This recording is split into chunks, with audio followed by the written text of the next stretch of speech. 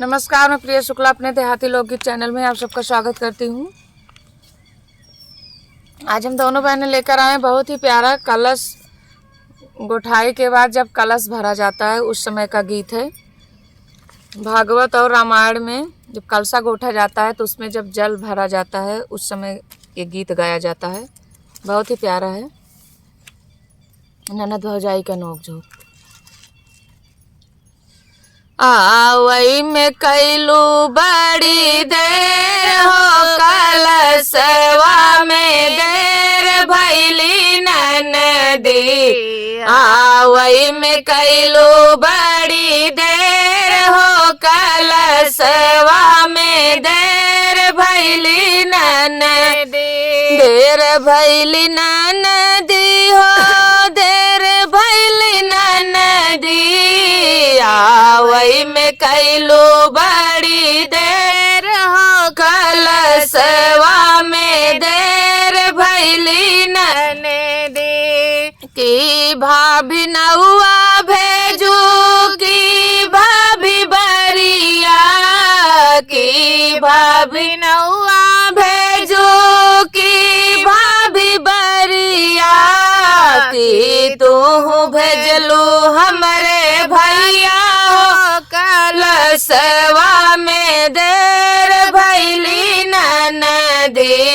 की तू भेजलू हमरे भैया हो, कलशवा में देर भैली ननदी। आवई में कैलू बड़ी देर हो, कलशवा में देर भैली ननदी। दुई दाई नौआ भेजे दुई दाई बरिया, दुई दाई नौआ भेजे दुई दाई बरिया। नीले घोड़े भैया तोहार हो, कलशवा में देर भैली ननदी। दुई दाई भैया तोहार हो, कलशवा में देर भैली ननदी। आवई में कैलू बड़ी देर हो, कलशवा में देर भैली ननदी। आवा ननदी मंडप मोर बैठाऊ। आवा ननदी मंडप मोर बैठाऊ।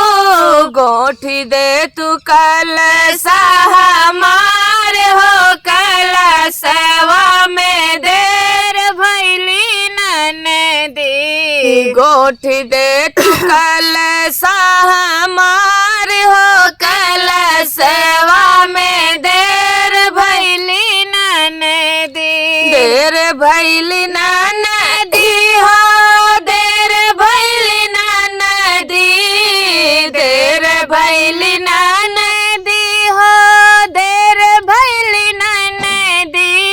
आवई में कैलू बड़ी देर हो, कलशवा में देर भैली ननदी।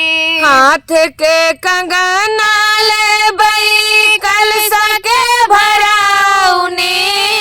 हाथ के कंगना ले बई कलशा के भराउनी। नाक कई झुलनिया ले बई कलशा के भराउनी। नाक कई झुलनिया ले बई कलशा के भराउनी। ले बई मई गले के हार हो, कलशवा में देर भैली भाभी। ले बई मई गलवा के हार हो, कलशवा में देर भैली भाभी। आवई में कैलू बड़ी देर हो, कलशवा में देर भैली ननदी। नाही दे बई ननदी हो, हाथ कई कंगनवा। नाही दे बई ननदी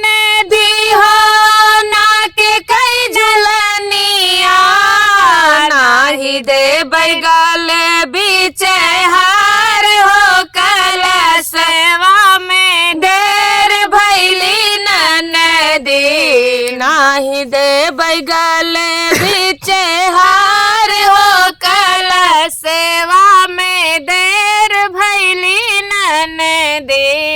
गौआ के नौनी आज लागई मोर ननदिया, गौआ के नौनी आज लागई मोर ननदिया।